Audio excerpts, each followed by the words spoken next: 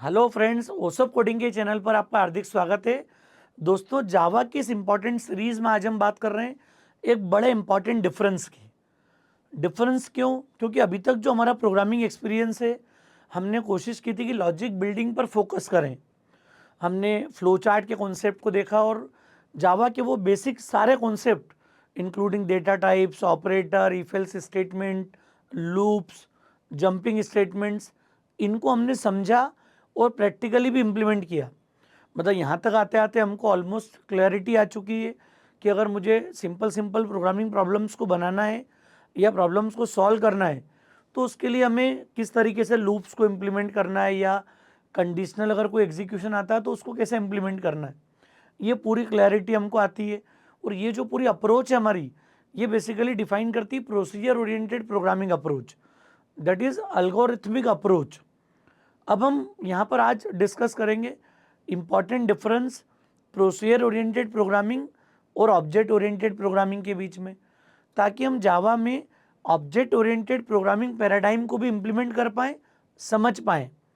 तो आगे के टॉपिक स्टार्ट करने के पहले मैं चाह रहा हूँ कि थोड़ा सा हम लोग ऑब्जेक्ट ओरिएंटेड प्रोग्रामिंग पैराडाइम को लेकर क्लैरिटी डेवलप कर लें, थोड़ा सा डिस्कशन कर लें, जिससे कि हम क्लास ऑब्जेक्ट की प्रोग्रामिंग या मुझे आगे string class, wrapper class, scanner class हम पढ़ चुके हैं सिर्फ, क्योंकि हमें इनपुट लेना था तो हमने बात कर ली थी पहले। तो जो भी इम्पोर्टेंट नीड होगी आगे की, वो थोड़ी सी हम क्लैरिटी बना पाएँ, कॉन्सेप्ट को समझ पाएँ। इसलिए आज ये लेक्चर अब बहुत इम्पॉर्टेंट है। इन दो लेक्चर में, इसमें और इसके बाद वाले लेक्चर में, हम डिस्कस करेंगे ऑब्जेक्ट ओरिएंटेड प्रोग्रामिंग पैराडाइम कैसे डिफरेंट है प्रोसीजर ओरिएंटेड प्रोग्रामिंग से, और ऑब्जेक्ट ओरिएंटेड प्रोग्रामिंग के फीचर्स क्या है। तो ये दोनों लेक्चर दोस्तों बहुत इंपॉर्टेंट है और यहीं से हम थोड़ा सा स्विच होंगे अब जावा में ऑब्जेक्ट ओरिएंटेड प्रोग्रामिंग पैराडाइम की तरफ। तो आज इस लेक्चर में बात करेंगे प्रोसीजर ओरिएंटेड और ऑब्जेक्ट ओरिएंटेड प्रोग्रामिंग पैराडाइम में क्या डिफरेंस है, जो आप जानते भी और जो पढ़ने वाले हैं, आगे हम इम्प्लीमेंट करने वाले हैं। तो दोस्तों, ये एक इम्पॉर्टेंट डिफरेंस है, बहुत ज़्यादा मैं डिस्कस नहीं कर रहा हूँ, टू द पॉइंट क्लैरिटी के साथ हम डिस्कस करें। बहुत सारी बातें करने की बजाय आप फोकस्ड होकर टू द पॉइंट डिफरेंस को समझिए, तो फिर आपको सारी लैंग्वेजेस में ये कॉन्सेप्ट काम आएगा। आप चाहे पाइथन में आगे स्विच करो, सी प्लस प्लस में कहीं पर काम करो, या जावा स्क्रिप्ट में, सी शार्प में, कोई भी लैंग्वेज हो, अगर ऑब्जेक्ट ओरिएंटेड प्रोग्रामिंग पैराडाइम है तो फिर ये जो लेक्चर है ये वहाँ भी आपको सपोर्ट करेगा। हर इम्पॉर्टेंट लैंग्वेज में जब आप आगे बढ़ोगे और उसके बेसिस पर कुछ वर्किंग करना शुरू करोगे तो वहाँ पर ये लेक्चर आपको सपोर्ट करेगा। तो देखते हैं, इम्पॉर्टेंट 3-4 पॉइंट पर डिस्कशन करेंगे, बहुत ज़्यादा बड़ा लेक्चर नहीं है, सिंपल सिंपल सी बात है। सबसे पहली बात कि प्रोसीजर ओरिएंटेड प्रोग्रामिंग का जो अप्रोच है which is based on function या प्रोसीजर, जैसे हम लोगों ने मेन फंक्शन में सारा कोड लिखा था, जब हम ऑब्जेक्ट और स्टैटिक की बात करेंगे तो डिफरेंट फंक्शन भी बना पाएंगे मेन के साथ में। तो फोकस क्या है अभी हमारा, वर्किंग का फोकस क्या रहता है कि प्रोसीजर ओरिएंटेड प्रोग्रामिंग अगर कहीं इम्प्लीमेंट होती है तो उनका पूरा फोकस फंक्शंस पे होता है, जबकि जावा चूंकि ऑब्जेक्ट ओरिएंटेड प्रोग्रामिंग पैराडाइम देती है आपको। हमने पहला प्रोग्राम ही कहाँ पर बनाया था, आपको याद होगा, क्लास डेफिनेशन के अंदर हमने मेन लिखा था, हेलो वर्ल्ड के साथ में भी। हालांकि जेडीके 21 में ये चीज़ भी हटी आएगी, मेन आप डायरेक्ट लिख पाओगे सी वाले पैटर्न पे। तो ये बेसिक यूनिट होती है वहाँ पर फंक्शन या प्रोसीजर, जबकि ऑब्जेक्ट ओरिएंटेड प्रोग्रामिंग पैराडाइम में इंपॉर्टेंट एलिमेंट होती है क्लास और ऑब्जेक्ट। मतलब अगर हम जावा के बेसिक्स पे बात भी करें, जावा के कॉन्सेप्ट को कवर करें, तो हमने देखा कि जावा ऑब्जेक्ट ओरिएंटेड प्रोग्रामिंग पैराडाइम देती है आपको, क्योंकि हम मेन को भी कहाँ लिखते हैं अभी तक, क्लास बॉडी में। तो क्लास डेफिनेशन होती है और ऑब्जेक्ट की सिर्फ वहाँ पर अभी तक नीड क्यों नहीं आई, क्योंकि हमने मेन को बना रखा है स्टैटिक, और स्टैटिक मेथड को हम सीधे क्लास के नाम से कॉल कर सकते हैं। तो ये एक अभी जो समझने वाली बात है वो ये है कि जो languages procedure oriented programming support करती है वहाँ पर फंक्शन या प्रोसीजर करके टर्म मिलती है आपको, जबकि Java being an object oriented programming language class object में डील करती है और अभी तक भी किया हमने। क्लियर? दूसरी इंपॉर्टेंट बात, ये जितनी लैंग्वेज हैं टॉप डाउन अप्रोच को फॉलो करती है, अल्गोरिथमिक अप्रोच को फॉलो करती है। तो मैंने कोशिश करी है कि जो अभी तक की हमने जावा इम्प्लीमेंट की है उसमें हमने इसी को अडॉप्ट किया है अभी तक। अरे इफ एल्स के प्रोग्राम्स, लूप्स के प्रोग्राम, अभी कोई बहुत ज़्यादा हमने ऑब्जेक्ट ओरिएंटेड सिनारियो को इम्प्लीमेंट नहीं किया है। सिर्फ ये देखा था कि मेन को आप लिखने का तरीका भले ही क्लास के साथ हो, पर हमने कोशिश किया कि यहाँ पर कि आप थोड़ा सा टॉप डाउन अप्रोच को समझो, अल्गोरिथमिक अप्रोच को समझो। ये क्लैरिटी जब डेवलप होगी तो फिर हम ये मान लेंगे कि प्रोग्रामिंग में कॉन्फिडेंस आ रहा है, और जो हमारा ट्रेडिशनल जो कोडिंग अप्रोच है जो सालों साल से चली आ रही है, उस अप्रोच को भी हमने फॉलो किया और अपने लॉजिक्स को बनाया। देखो लॉजिक बिल्डिंग की बात जब भी होगी ना, तो हमें ये अल्गोरिथमिक अप्रोच, ये टॉप डाउन अप्रोच ही सपोर्ट करेगी। क्योंकि अगर हम एज ए बिगिनर अगर प्रोग्रामिंग की शुरुआत करते हैं तो ये बड़ा इंपॉर्टेंट रोल प्ले करती है कि आप फ्लो चार्ट के बेसिस पे, एल्गोरिथम के बेस पर, सूडो कोड के बेस पर आप कोडिंग लिख पाओ, क्लियर इम्प्लीमेंटेशन कर पाओ। जबकि ऑब्जेक्ट ओरिएंटेड प्रोग्रामिंग पैराडाइम में डिफरेंस क्या होगा? अब जब मैं जावा में उप्स की तरफ आगे बढ़ रहा हूँ, अब मैं कोशिश करूँगा कि हम क्लास ऑब्जेक्ट वाली प्रोग्रामिंग करें, तो फिर हमारी जो अप्रोच होगी that will be bottom up programming approach. यहाँ पर कॉन्सेप्ट क्या होता है कि प्रॉब्लम को ऑब्जेक्ट्स में डिवाइड करते हैं। मतलब सबसे बड़ी बात क्या है, एंटायर जो प्रोसेस है, पूरी प्रॉब्लम है, उसमें कितना ऑब्जेक्ट पार्टिसिपेट कर रहे हैं। ऑब्जेक्ट में ब्रेकअप होने के बाद we give the relationship between two और मोर ऑब्जेक्ट्स। तो यहाँ पर कॉन्सेप्ट क्या आता है, बॉटम अप मतलब defining the object first, then you go for applying the relationship between two और मोर नंबर ऑफ ऑब्जेक्ट्स। ये थॉट यहाँ पर आता है बॉटम अप प्रोग्रामिंग अप्रोच में। दोस्तों समझ में आ रहा है, कॉन्सेप्ट समझ में आ रहा है? मतलब यहाँ पर एल्गोरिथमिक अप्रोच है, टॉप डाउन अप्रोच है। जो आज तक हमने लूप्स और बाकी सारे जो प्रोग्राम बनाए, हमने इसी अप्रोच को फॉलो किया है। अब जो आगे की जावा जब हम पढ़ना शुरू करेंगे तो यहाँ पर बॉटम अप प्रोग्रामिंग अप्रोच होगी, और बॉटम अप प्रोग्रामिंग अप्रोच से मतलब होगा कि प्रॉब्लम को ऑब्जेक्ट के फॉर्म में ब्रेक करेंगे। सिक्योर्ड अप्रोच मानी जाती है ये, और ऑब्जेक्ट के बीच में रिलेशनशिप डिफाइन करके हम अपनी प्रॉब्लम को सॉल्व करते हैं, सिंप्लीफाई करते हैं, and that is very close to the real world scenario. जो रियल वर्ल्ड प्रॉब्लम्स आती हैं डे टू डे की हमारे सामने, उसमें object oriented programming paradigm support करता है, बड़ा इंपॉर्टेंट रोल प्ले करता है उस पर वर्किंग के लिए। ये दो की रोल है। अब तीसरा और चौथा point important, third is data handling. Data handling से मतलब क्या हो गया कि यहाँ पर डेटा सिक्योर्ड नहीं है। जो अभी तक जो ट्रेडिशनल अप्रोच होती है, चूँकि मैं ऑब्जेक्ट सेंट्रिक वर्किंग नहीं कर रहा हूँ, मुझे अभी ऐसा क्लैरिटी नहीं है कि मैं ऑब्जेक्ट और डेटा को क्लब करके will form one single entity, ये वाला थॉट बिना उप्स के नहीं आता कभी भी। तो रूटीन जो प्रोसेस ओरिएंटेड प्रोग्रामिंग अप्रोच होती है उसमें डेटा सिक्योर्ड नहीं होता है, and that is means that will be the transferable between two और मोर नंबर ऑफ फंक्शंस। यहाँ पर फंक्शन जो है वो डेटा को ऑपरेट करते हैं ओपनली, कोई रेस्ट्रिक्शन नहीं है, कोई क्लैरिटी नहीं है वहाँ पर।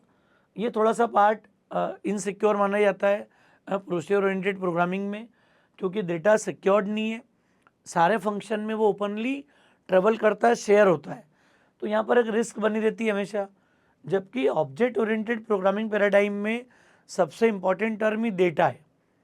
हम ये बोल सकते हैं, ये जो ऑब्जेक्ट ओरिएंटेड टर्म बोली ना, इसको आप बोलना शुरू कर सकते हो डेटा ओरिएंटेड प्रोग्रामिंग लैंग्वेज।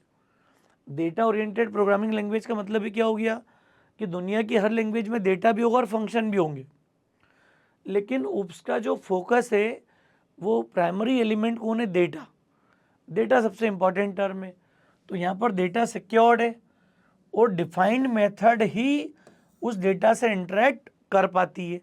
मतलब ऑब्जेक्ट ओरिएंटेड में क्या होगा, जो भी डेफिनेशन में देता हूँ क्लास की, यहाँ पर डेटा और उस डेटा पर काम करने वाली मेथड्स, ये सब एक ही बाउंड्री में क्लब होती हैं। इसलिए इसको थोड़ा सिक्योर्ड मानते हैं अपन, कि कोई भी फंक्शन उठ के, कोई मेथड उठ के सीधे इस डेटा से इंटरेक्ट नहीं कर पाएगा। तो एक बड़ा अंतर है कि यहाँ सब कुछ फंक्शन ओरिएंटेड होता है, और यहाँ पे वो टर्म को हम लोग क्या बोलते हैं? मेथड्स। क्लास बॉडी में डिफाइन होने वाले फंक्शन को हम अब क्या बोलते हैं? मेथड्स। तो रूटीन लैंग्वेज में उसको फंक्शन बोला जाता है जब वो क्लास डेफिनेशन में नहीं होगा, एक ओपन फंक्शन होगा कहीं पर भी। वो पाइथन भी सपोर्ट करती है, सी प्लस प्लस, बिना क्लासेस की प्रोग्रामिंग सपोर्ट करते हैं। जावा में तो मेन भी कहाँ पर है, क्लास बॉडी के अंदर है। तो जावा हर जगह किस कॉन्सेप्ट का यूज़ करती है, मेथड टर्म का। तो ये मेथड वाली बात समझना जरूरी है कि जो भी मेथड, जो भी डिफाइंड फंक्शन होंगे किसी क्लास बॉडी के, they will be allowed to interact with the defined data. Clear. तो जो डेटा हमने लिया है उस पर काम करने वाली मेथड्स। क्लियर। इसीलिए सिक्योर्ड थोड़ी सी अप्रोच मानी जाती है। फिर आता है कोड रीयूजेबिलिटी, बड़ी इंपॉर्टेंट बात है। अरे दो इंपॉर्टेंट पॉइंट हैं, data security and the second important term is code reusability. तो डेटा सिक्योरिटी तो हमने डेटा हैंडलिंग के तरीके समझ ली कि मैं जब क्लास ऑब्जेक्ट में क्लब कर दूंगा चीज़ों को, मेथड को, डेटा को, तो थोड़ा सा हम डेटा सिक्योरिटी मेंटेन कर पाते हैं। लेकिन एक बड़ी इंपॉर्टेंट बात आती है data code reusability. Code reusability मतलब एक सॉफ्टवेयर, एक प्रोग्राम अगर आपने बना रखा है और अगर मैंने object oriented programming paradigm implement किया हुआ है, क्लास ऑब्जेक्ट का कॉन्सेप्ट इंप्लीमेंट किया हुआ है, तो इसका फ़ायदा ये होता है कि मैं क्लासेस को रीडिफाइन कर सकता हूँ, रीयूज़ कर सकता हूँ इन सो मेनी प्लेसेस।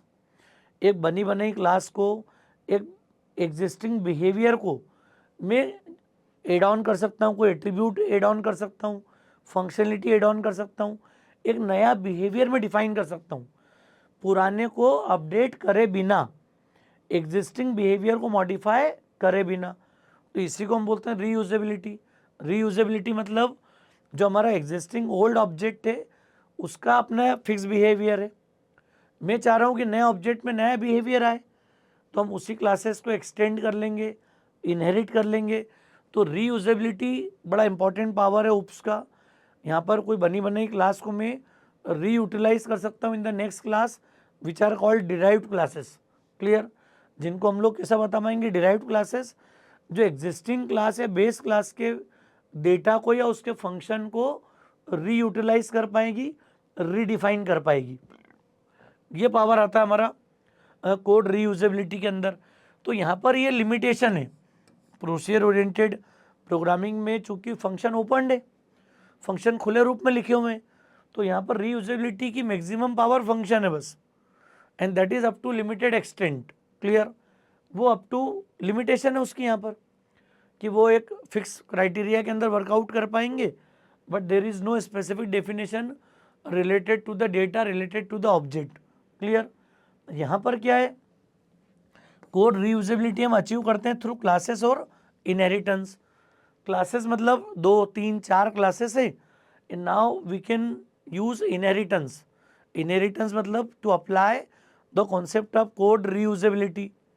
एक क्लास को दूसरी क्लास में डिराइव करो, इनहेरिट करो, that means we can form a types of relationship between classes और among number of classes. Clear. ये थॉट यहाँ पर आता है इनहेरिटेंस के साथ में। तो इतना क्लैरिटी से बोलना आना चाहिए, हमको समझ में आना चाहिए कि जब इनहेरिटेंस की बात होगी तो that defines the relationship between 2 और मोर नंबर ऑफ क्लासेस। और जब रिलेशनशिप डिफाइन करता हूँ तो मेनली ये फोकस करती है डेटा पे, डेटा की शेयरिंग। और फंक्शन तो मैं एज इट इज़ रीयूज़ कर पाता हूँ, रीयूटिलाइज कर पाता हूँ। तो दोस्तों ये 4 बड़े इंपॉर्टेंट की पार्ट है जिनके बेसिस पर हम बोल पाते हैं कि प्रोसीजर ओरिएंटेड प्रोग्रामिंग और ऑब्जेक्ट ओरिएंटेड प्रोग्रामिंग पैराडाइम में क्या डिफरेंस है। मैंने बता दिया बेसिक यूनिट में, फिर से रिकॉल कर रहा हूँ शॉर्ट में बिल्कुल। यहाँ बेसिक यूनिट फंक्शन प्रोसीजर है, उप्स में वो क्लास ऑब्जेक्ट है, एक बड़ा डिफरेंस मिलेगा इंट्रैक्शन में। यहाँ टॉप डाउन अप्रोच है based on algorithm flow chart, यहाँ पर बॉटम अप प्रोग्रामिंग अप्रोच है, प्रॉब्लम को ऑब्जेक्ट में डिवाइड करो, then you can plan relationship between 2 और मोर नंबर ऑफ ऑब्जेक्ट। ये सेकेंड इंपॉर्टेंट टर्म थी। Third data handling, data secured नहीं है, ये ट्रेवल करता ओपनली बिटवीन 2 फंक्शंस और अमंग नंबर ऑफ फंक्शंस। जबकि यहाँ पर डेटा कैसा सिक्योर्ड है, स्पेसिफिक मेथड ही उस डेटा से इंटरेक्ट कर पाएगी, क्योंकि क्लास टर्म को हम लोग यूज़ करेंगे जो कि डेटा और मेथड, एसोसिएटेड मेथड जो कि उस डेटा पर सेंट्रिक हो, डेटा से रिलेटेड हो, उन पे काम कर पाए। और चौथा इंपॉर्टेंट पॉइंट था हमारा रीयूजेबिलिटी। रीयूजेबिलिटी क्या बताती है कि यहाँ पर तो फंक्शन लेवल का रीयूज़ कर पाते हो आप, किसी फंक्शन का बिहेवियर रिपीटेडली यूज़ होगा तो उस लेवल की रीयूजेबिलिटी यहाँ दिखती है आपको। लेकिन एंटायर ऑब्जेक्ट के बिहेवियर को अगर मुझे रीयूटिलाइज करना हो तो फिर हम क्लास, इनहेरिटेंस, इन कॉन्सेप्ट की बात करते हैं। तो ये दोस्तों बड़ा इंपॉर्टेंट डिफरेंस है दोनों के बीच में। चूंकि अब हम जावा में अपनी भूमिका बना रहे हैं कि कैसे हम लोग क्लास ऑब्जेक्ट की प्रोग्रामिंग शुरू करेंगे, ऑब्जेक्ट ओरिएंटेड प्रोग्रामिंग पैराडाइम में काम करेंगे, क्योंकि यही सब कुछ आपको आगे सपोर्ट करेगा जब हम एडवांस लेवल की जावा को देखेंगे या डेवलपर लेवल पे चीज़ों को समझना शुरू करेंगे। तब आपको यही कोर कॉन्सेप्ट हर जगह काम आएंगे, चाहे आप बिगिनर लेवल पे शुरुआत कर रहे हो या फिर आप डेवलपर लेवल पर आगे बढ़ रहे हो, कॉन्सेप्ट अभी हमारे साथ चलेंगे। तो मुझे उम्मीद है दोस्तों लेक्चर आपको समझ में आ गया होगा। लेक्चर ठीक लगा हो तो फ्रेंड्स को ज़रूर शेयर कीजिएगा। ओसोप कोडिंग को अगर आपने सब्सक्राइब नहीं किया तो मेरा रिक्वेस्ट है चैनल को सब्सक्राइब जरूर करें। Thanks a lot.